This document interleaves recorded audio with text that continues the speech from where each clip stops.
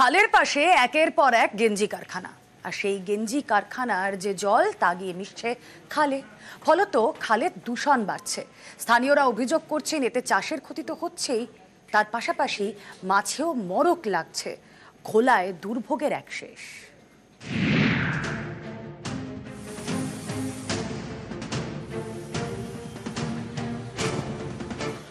উত্তর ২৪ পরগনার খড়দার ঘোলা।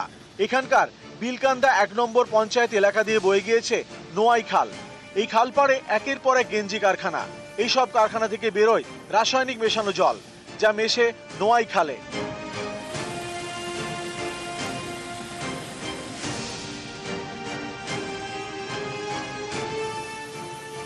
এতেই বাড়ছে বিপদ, দূষিত হচ্ছে খাল।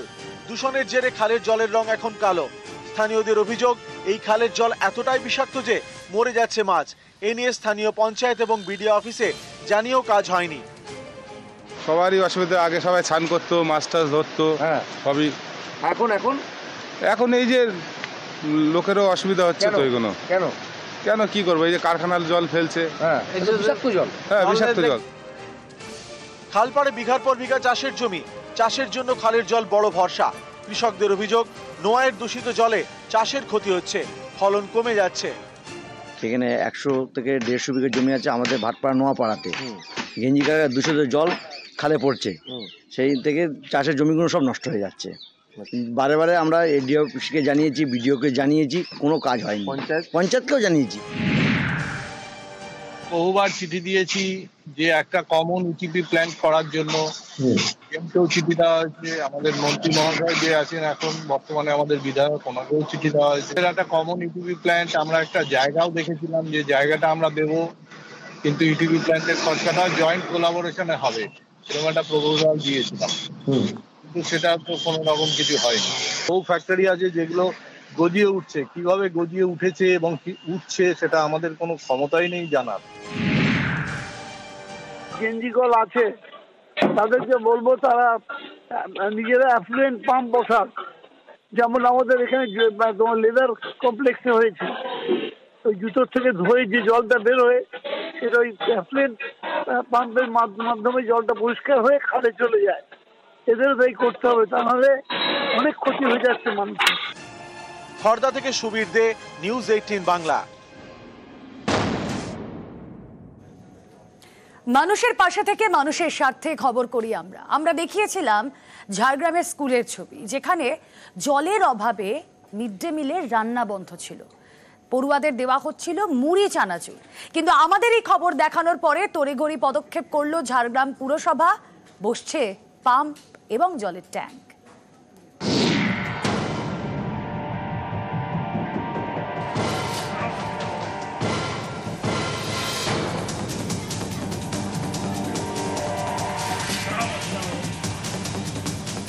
ঝাড়গ্রামের ঘোড়াধরা, এখানেই নিউ টাউনশিপ প্রাথমিক বিদ্যালয়। এই বিদ্যালয়ের খাবার জলের পাম্প খারাপ হয়ে পড়েছিল। পড়ুয়াদের খাবার জল এবং মিড ডে মিলের জন্য ভরসা ছিল রাস্তার কল। অভিযোগ, ৯ মাস ধরে এই ভোগান্তি চলছিল। প্রশাসনকে জানিয়েও কোনো লাভ হয়নি। গত বৃহস্পতিবার এই খবর দেখায় নিউজ 18 বাংলা। খবরের জেরে তৎপর ঝাড়গ্রাম পুরসভা। রবিবার নিউ টাউনশিপ প্রাথমিক বিদ্যালয়ে নতুন জলের পাম্প বসানোর কাজ শুরু হয়েছে। নতুন জলের ট্যাঙ্ক বসানোরও আশ্বাস দিয়েছে পুরসভা। পৌরসভা থেকে আমাদের নতুন বোরিং করে দেওয়া হচ্ছে এবং নতুন পাম্পও বসিয়ে দেওয়া হচ্ছে, আর কোনো জলের সমস্যাও থাকছে না। জল শুধু তেষ্টা মেটায় না, অনেক কাজই জল দরকার হয়, সেটাই ছিল না ঝাড়গ্রাম নিউ টাউনশিপ প্রাথমিক বিদ্যালয়ে। জলের অভাবে মিড ডে মিলের রান্না বন্ধ হয়ে যায়। পড়ুয়াদের মিড ডে মিলে মুড়ি চানাচুর দেওয়া হয়। গত বৃহস্পতিবার এই খবর দেখায় নিউজ 18 বাংলা। তারপরে স্কুলের জল যন্ত্রণা মেটাতে তৎপর হয় ঝাড়গ্রাম পুরসভা। মিড ডে মিলেরও কোনো সমস্যা থাকবে না এবং ওনারা বলে গেছেন যে রান্না মিড ডে মিলের বন্ধ করা যাবে না, আর যখনই পাম্পের জল শেষ হবে একদিন আগে বললেই জল ট্যাঙ্কি পাঠিয়ে দেবো। খবর দেখানো 3 দিনের মাথায় কাজ শুরু। এতেই অনেকের প্রশ্ন, এতদিন কেন স্কুলের পাম্প নিয়ে তৎপর হলো না পুরসভা? তাহলে তো পড়ুয়াদের এত ভোগান্তি হতো না। ঝাড়গ্রাম থেকে রাজু সিং, নিউজ 18 বাংলা। করছি আমার বাংলা, আর আমার বাংলার শুরুতেই নজর হাওড়ায়। তার কারণ হাওড়ায় 4 দিন ধরে যে জলকষ্ট ছিল সেই জলকষ্টের অবশেষে অবসান, স্বস্তি মিলতে চলেছে হাওড়াবাসীর। কেন? কারণ আমরা দেখেছিলাম যে সেখানে এই আবর্জনার পাহাড়, সেই আবর্জনার পাহাড়ের ফলে মাটি সেই চাপ নিতে পারেনি, ধস নামে, পাইপলাইন হেঁটে যায়, সেই পাইপলাইন মেরামতির কাজ শেষ। অবশেষে হাওড়ার এই উত্তর হাওড়ার যে 14টি জায়গা সেখানে জল পরিষেবা স্বাভাবিক হতে চলেছে। আসুন আমরা কথা বলি, আমাদের প্রতিনিধি রৌনক চৌধুরী রয়েছেন সঙ্গে। রৌনক,